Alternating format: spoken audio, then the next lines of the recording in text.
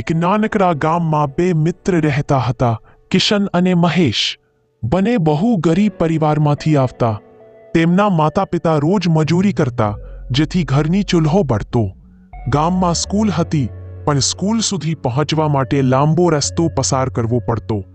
કિશન પાસે ચપ્પલ ન હતી અને મહેશ પાસે બેગ ન હતો. બંને એક જ ફાટેલું નાનું પુસ્તક લઈને સ્કૂલ જતા.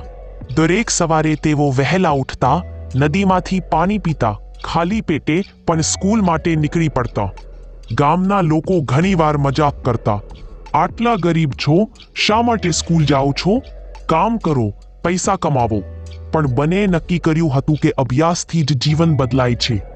એક દિવસ શિક્ષકે તેમને પૂછ્યું, તમને આટલી મુશ્કેલીમાં પણ કેમ સ્કૂલ આવવું ગમે છે? કિશને નિડર અવાજે કહ્યું, કારણ કે શિક્ષણ એ જ અમારી ગરીબી દૂર કરી શકે છે. સમય પસાર થયો.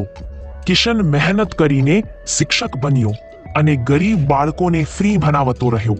મહેશે ઇજનેર બનીને પોતાના ગામમાં નવી સ્કૂલ બનાવી.